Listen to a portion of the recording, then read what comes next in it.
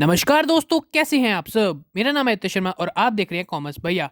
लेके आ गया मैं अपनी बोर्ड प्रिपरेशन सीरीज अकाउंटेंसी की एक और नई वीडियो। और आज हम एंड करेंगे अपनी फर्स्ट बुक और साथ में रिजोल्यूशन वाला चैप्टर।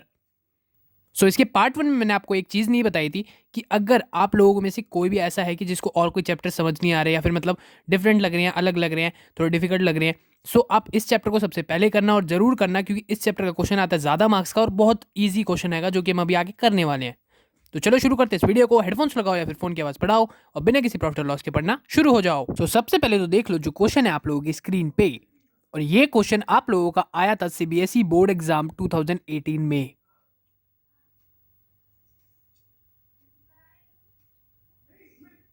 चलो देखते हैं इस क्वेश्चन का सोल्यूशन। सबसे पहले हमने बनाया रियलाइजेशन अकाउंट, जैसे कि क्वेश्चन में हमको बोला था।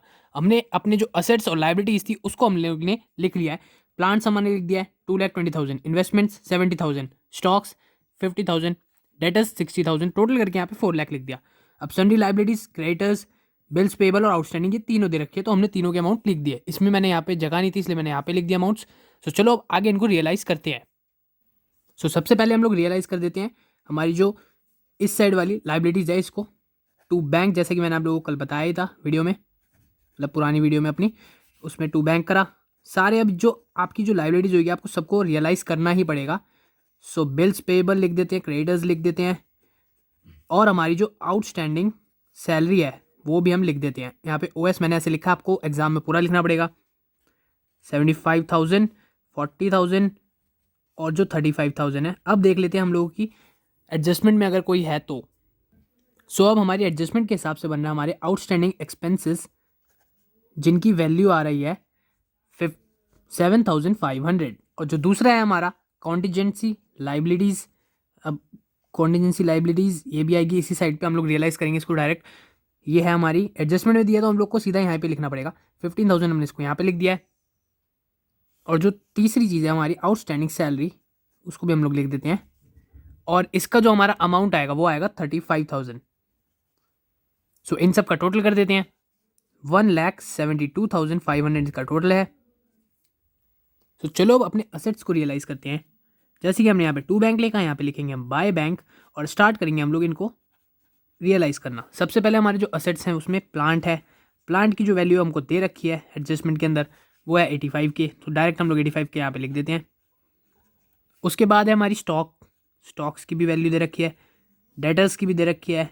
हम इन तीनों के अमाउंट्स पहले लिख देते हैं। 33,000, 47,000। उसके बाद है हमारी इन्वेस्टमेंट। इन्वेस्टमेंट का भी हम लोग लिख देते हैं यहाँ पे। इन्वेस्टमेंट का जो हमारा आएगा वो बनेगा हमारा 66,500। अभी मैं आपको बताता हूँ कैसे बनेगा। अब इसको हम लोग कर देते हैं यहाँ पे 2,31,500 टोटल। चलो अब देख लेते हैं वर्किंग नोट्स। हमारी जो असेट्स थी इससे पहले हम लोग देखते हैं इन्वेस्टमेंट का। इन्वेस्टमेंट का बोला हुआ है 70,000 है, 95% तक रियलाइज हुई है।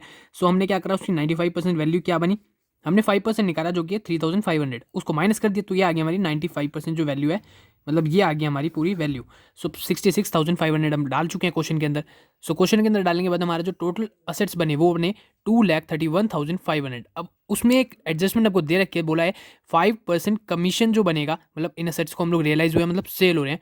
इनको जो सेल करेंगे, हमारी देखो फर्म जब होती है डिसॉल्व, अगर हमारी फर्म हो रही है उसके बाद सेल होंगे सारे असेट्स और लाइबिलिटीज, मतलब जो भी होगा सब कुछ सेल वगैरह होके एंड अप होएगा, पूरा वाइंड अप हो जाएगा। उसमें अब सेल होने पे जो 5% अगर उसने बोला है कि 5% कमीशन लेगा, कौन, सृजन, तो सृजन अगर कमीशन लेगा, हमने 5% निकाला 11,575 कमीशन लेगा तो उसको कमीशन दे देते हैं। हमने जैसे अभी निकाला सृजन की कमीशन, तो सृजन की कमीशन अब यहाँ पे जैसे हमारा फुल हो गया तो मैंने यहाँ पे टू सृजन कैपिटल्स अकाउंट के नाम से जाएगा 11,575 हमने यहाँ पे डाल दिया है। अब टोटल करते हैं और देखते हैं प्रॉफिट आ रहा है लॉस। दोनों साइड का देखने के बाद हमारा है लॉस, जो कि हम लोगों ने डिवाइड कर दिया तीनों पार्टनर्स में। इन दोनों का इक्वल है, जैसे कि रेशियो है उसी के हिसाब से हमने डिवाइड किया। लॉस आ रहा था हमारा 2,02,575 का, उसको हमने डिवाइड किया और उसके बाद टोटल आ रहा है हमारा 5,84,075, मतलब 5,84,075 रुपीज़। हमने दोनों साइड में देख लिया, टोटल हो गया। अब बनाते हैं पार्टनर्स कैपिटल अकाउंट। सो पार्टनर्स कैपिटल अकाउंट का आप लोगों को फॉर्मेट तो पता ही है, लेकिन अब सोच रहे होगे आप कि हमारा बाय बैलेंस पीडी हम लोग एक ही इस साइड पे लिखा है क्रेडिट साइड पे, बट इस साइड क्यों लिखा है? अगर आप क्वेश्चन को देखोगे तो उसमें 2 के बैलेंस दे रखे हैं आपको असेट साइड पर, 2 के लाइबिलिटीज साइड पे दे रखे हैं। सो उसके हिसाब से हम लोग को एडजस्ट करना पड़ेगा।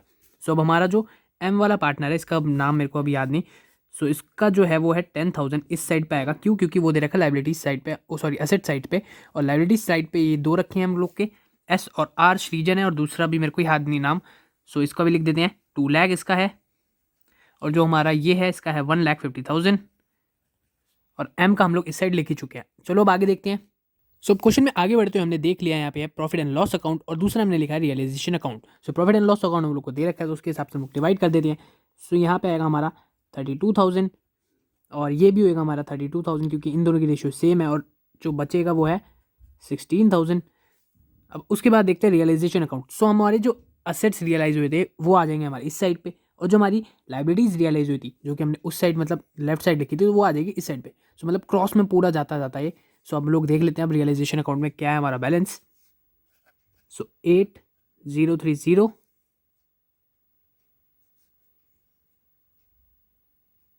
8,1030, और जो थर्ड है वो है 4,0515। ओ सॉरी, यहाँ पे मैंने यहाँ पे रियलाइजेशन अकाउंट लिख दिया, बट ये जो होएगा अभी दोनों की मतलब दोनों साइड से जो जाएंगे वो हमारे जाएंगे बैंक अकाउंट में। सो यहाँ पे सिर्फ एक ही साइड आना था हमारा, जो कि लॉस था, लॉस हमने ट्रांसफर कर दिया। उसके बाद अब देखते हैं हम लोग कौन सी साइड ज़्यादा बड़ी है, उसके हिसाब से प्रॉफिट और लॉस देखते हैं। सो यहाँ पे हमने रियलाइजेशन अकाउंट को काट दिया था, बट मेरे को याद आया कि हमने जो हमारा 11,575 हमने लास्ट में निकाला था वो तो रह ही गया था, तो हमने सीजन के अकाउंट में उसको भी डाल दिया है। उसके बाद अब हम लोग ने कैलकुलेशन कर ली। उसके बाद हमारा क्या आया, 98,545 इस तरफ,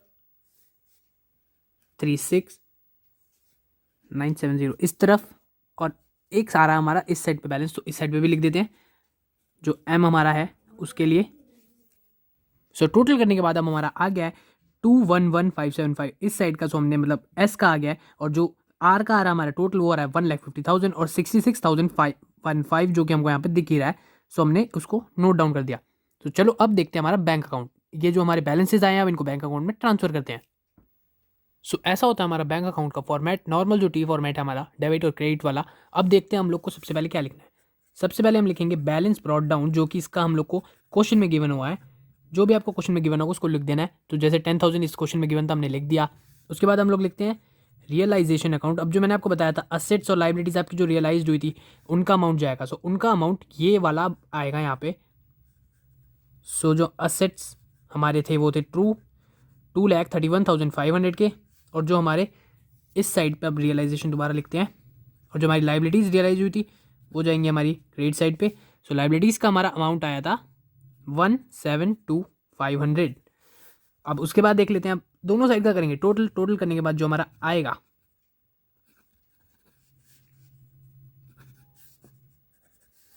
सो श्रीजन में हमारा था 98,545 36,970 66,515। अब ये वाले अमाउंट कौन से हैं जो अभी हम लोग के आए थे पार्टनर्स कैपिटल अकाउंट में, उनको लिख दिया। अब टोटल कर लेते हैं।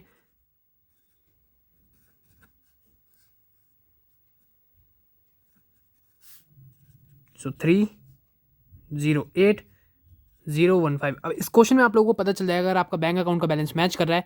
सो इनके मेरे को नाम याद नहीं, सो इनके नाम जो भी होंगे उसके हिसाब से आपको क्वेश्चन में आप देख लेना। सो अब इनको आपको कैसे पता चलेगा, इस क्वेश्चन में बैलेंस शीट तो हमने बनाई नहीं, बट हम लोग का जो बैंक अकाउंट है उसके अगर बैलेंस मैच कर गए, सेम आ रहे हैं, तो मतलब आपने क्वेश्चन एकदम ठीक किया है। सो इस क्वेश्चन में लोन अकाउंट था नहीं, इसलिए मैंने बताया नहीं लोन अकाउंट मतलब कैसे बनाना है, क्या है। लोन अकाउंट में कुछ नहीं है, सिंपल लोन अकाउंट आपको बनाना है। सो इस क्वेश्चन में हमारा पार्टनर का लोन नहीं था, इसलिए हम लोगों ने लोन अकाउंट नहीं बनाया। लोन अकाउंट नॉर्मल बनता है अगर पार्टनर का लोन दिया हुआ है क्वेश्चन में तो। सो चलो अब इस वीडियो को यहीं पे ख़त्म करते हैं, और इसी के साथ ख़त्म होती है हमारी फर्स्ट बुक। अब जो अगली बुक है उसकी वीडियो की आने से पहले मैं सोच रहा हूँ कि कोई और सब्जेक्ट की वीडियोज़ पहले मैं बना दूँ, उसके बाद हम लोग दूसरी बुक स्टार्ट करेंगे जो हमारी है। सो वेट करो, तब तक के लिए लाइक कर दो इस वीडियो को, शेयर कर दो सारे दोस्तों के साथ। Thank you.